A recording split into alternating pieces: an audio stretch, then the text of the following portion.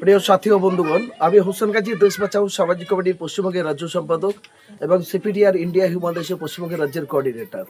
একজন মানবাধিকার কর্মী হিসাবে, একজন সামাজিক মানুষ হিসাবে বাংলার প্রত্যেকটা সুবুদ্ধি সম্পন্ন মানুষের কাছে একটা বিনয়ের সঙ্গে আবেদন আছে।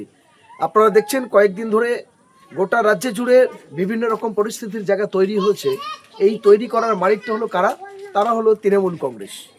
এই তোলামূল কংগ্রেসের মধ্যে দিয়ে শান্ত বাংলাকে অসন্তর করে দাউ দাউ করে আগুন জ্বলে উঠেছে।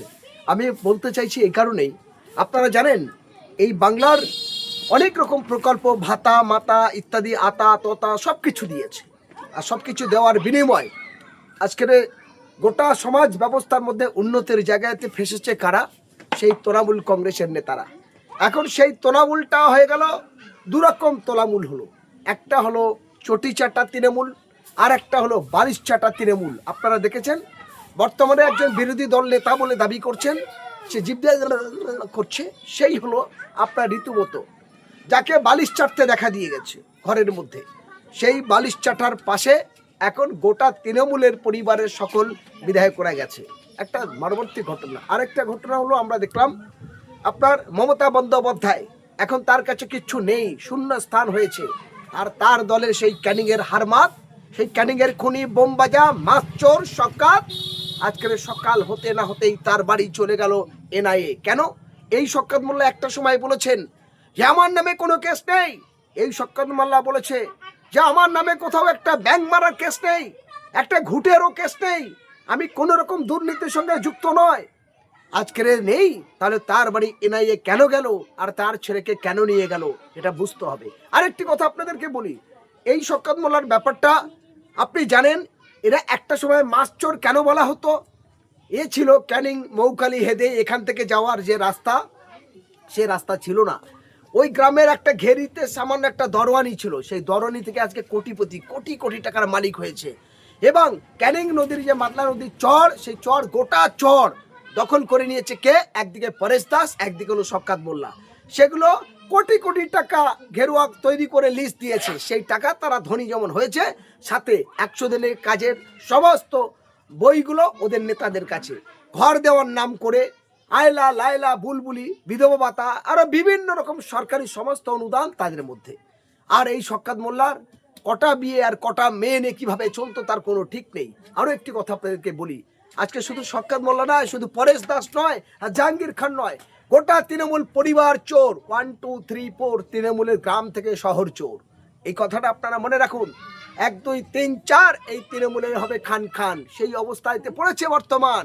এটা খুব বাংলা ভাষায় আপনাদেরকে পরিষ্কার বলি, তৃণমূলের গ্রামের যদি একজন সচিবকে ইনকোয়ারি করা হয়, একজন পঞ্চায়েত মেম্বারকে ইনকোয়ারি করা হয়, একজন পঞ্চায়েত প্রধানকে, তাহলে এদের জন্য সবাই ওই কারাগার বাসের জন্য অপেক্ষা করছে, এদের জন্য তেহার জেল অপেক্ষা করছে, কেউ এদেরকে বাঁচাতে পারবে না। আজকের তৃণমূলের প্রত্যেকটা গ্রাম সভার পঞ্চায়েত মেম্বার ঘর দেওয়ার নাম করে টাকা নিয়েছে, 100 দিনের কাজের সমস্ত কার্ডগুলো রেখেছে, বিধবা ভাতা, প্রতিবন্ধী ভাতা, বিভিন্ন রকম ব্যাপারে চুরি। আর রাস্তা অবাধ ব্যাপার হবেন তৃণমূল পেটে। এই নির্বাচনে 2026 নির্বাচনের আগে যতগুলো রাস্তা হয়েছে, কোনো রাস্তাটা ভালোভাবে হয়নি। সব রাস্তাগুলো যেখানে 6 ইঞ্চি 8 ইঞ্চি ঝামা পাথর ঘেস ইত্যাদি দিয়ে করার কথা, সেখানে কেবলমাত্র কুচো টনশিপ, কোথাও ঘেস আর টনশিপ একটু দিয়ে নাম দিয়ে পিস দিয়ে ছেড়ে দিয়েছে তেল মেরে। ফলে সমস্ত টাকাগুলো তাদের পকেটে গেছে। ফলে এই দুর্নীতি মেনে নেওয়া যায়? গ্রামের প্রধান, যার কিছুই ছিল না, জামা কাপড় ইস্ত্রি করতো, কেউ বিড়ি খেত, কেউ চাষ করতো, আজকে প্রত্যেকের বাড়ি স্করপিও 2 3 4 করে, সবাই 2 তলা 3 তলা 4 তলা করে বাড়ি, 2 3 4 করে বাড়ির মালিক হয়েছে। এই ভয়াবহ দুর্নীতি এটা দাঁড়িয়ে একটা জিনিস বলতে পারি, বিজেপি ক্ষমতায় আসার পর একরকম জিনিস তৈরি হয়েছে কি, একদিকে যেমন এই রাজ্যের ডবল ইঞ্জিনের সরকার, তাদের একটা ব্যর্থতা আছে। সেই ব্যর্থতা কি? গরিব মানুষদের, আমরা জানি মন্দির মসজিদে গির্জাতে বসে থাকে, সেই ক্ষুধার্ত মানুষের খাবার দেয়, ফকিরদের দান করে, কেউ কাপড়, কেউ খাবার, কেউ পয়সা দেয়। ফলে একদিকে এই মানুষগুলো, অসহায় গরিব মানুষগুলো, যারা অটো চালায়, যারা হকারি করে, যারা ফুটপাথে ব্যবসা করে, তাদের বিকল্প ব্যবস্থা না করে তাদের পেটে লাথি মেরেছে। এটা মানছি, এটা অন্যায়। এই অন্যায়ের তীব্র বিরোধিতা করি আমরা চাই সমস্ত অটোওয়ালাদের বিকল্প ব্যবস্থা না করে কেন পুলিশের হয়রানি করে দক্ষিণ 24 পরগনার বারুইপুর সাব ডিভিশনের, বারুইপুর মহকুমার মধ্যে সমস্ত অটোওয়ালারা বিপদে পড়ছে, তার জন্য আমরা ধিক্কার জানাই। অবিলম্বে পুলিশকে সঠিক ভূমিকা নিতে হবে, এসডিওকে ভূমিকা নিতে হবে। এই মানুষগুলো, কেউ গরিব মানুষ অটো কিনেছে, তারা কিস্তি, তাদের বাঁচাতে হবে। আর সাথে সাথে একটা কথা বলি, সোনারপুরেতে যেমন দেখেছি অভিষেকের উপর আক্রমণ, তারপরে এখন কি দেখলাম আরো চঞ্চলকর তথ্য। যাদবপুর লোকসভা কেন্দ্রের সাংসদ চলচ্চিত্র অভিনেত্রী শাইনী ঘোষ কি বলছেন, তিনি বলছেন অভিষেক ব্যানার্জি নাকি তাকে বিয়ে করেছে, সেটা কেমন গর্ভবতী অভিষেকের সন্তানের মা হতে চলেছে। ফলে এটা লজ্জা। এই দলের গোটা পরিবার কি সবাই একটা না একটা সুন্দরী বান্ধবী নিয়ে খেলে, সবাই একটা না একটা মেয়ের জীবন নিয়ে তারা বিপন্ন হয়। আমরা দেখছি এদের কাছে কচি কচি বান্ধবী আর টাকার বান্ডিল ছাড়া বিকল্প কিচ্ছু পাচ্ছে না। ফলে এই দলের আদর্শ কোথায়, এই দলের নীতি কোথায়? এই তৃণমূলকে বিসর্জন দেওয়া দরকার। গ্রামগঞ্জে এখনো পর্যন্ত যারা তৃণমূলের নাম নেয় তাদের বলবো, ভাবুন, এখনো পর্যন্ত মানুষের কাছে 2 হাত জোর করে ক্ষমা চান। এই পচা নর্দমা, চোর, স্বৈরাচারী, চরিত্রহীন রাজনৈতিক দল থেকে মুক্তি চাই। এতদিন যা করেছি আমাকে ক্ষমা করে দিন। গোটা তৃণমূল এখনো পর্যন্ত গ্রামে যারা করতে চায়, শহরে করতে চায়, তাদের ক্ষমা চেয়ে নেওয়া উচিত। এবং আমি বলবো, ক্যান্সার কি রোগ, তার থেকে ভয়ঙ্কর রোগ হলো হিংসা। আর এই হিংসা ছড়িয়েছিল কারা? এই তৃণমূল কংগ্রেস। কুমির কেটে কেটেছে কারা? তৃণমূল কংগ্রেস। সেই কুমিরের গালে পড়ছে এরা। আর যদি সঠিকভাবে এনআইএ, সিবিআই, ইডি তদন্ত হয়, একটাও তৃণমূলের নেতার রেহাই পাবে না, সবাই হবে জেলে। আরেকটি কথা আপনাদেরকে বলি, এই তৃণমূল কংগ্রেসের চরিত্রটা কি?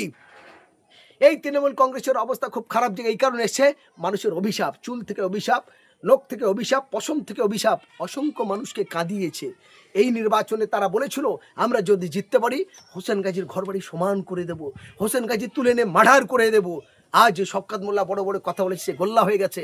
এখন এই শওকত মোল্লা, এই জাহাঙ্গীর খান, এই পরেশ দাস, এই তোলামুলের নেতারা বাংলাদেশ পালিয়ে যাবে, জঙ্গল পার হবে, নদী পার হবে, রাস্তা খুঁজছে।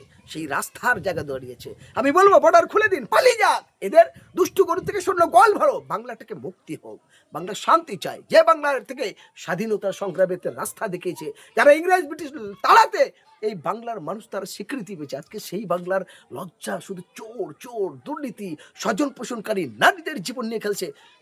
লজ্জা লাগে এই তৃণমূলের নাম নিতে। ফলে আমরা জানি আমাদের শরীয়তে বুঝায়, অন্যায় দেখলে প্রতিবাদ করো, বাল থাকলে রোকো, না পারলে মন থেকে ঘৃণা করো। আজকের সেই স্বৈরাচারী তৃণমূলকে মুক্তি চাই।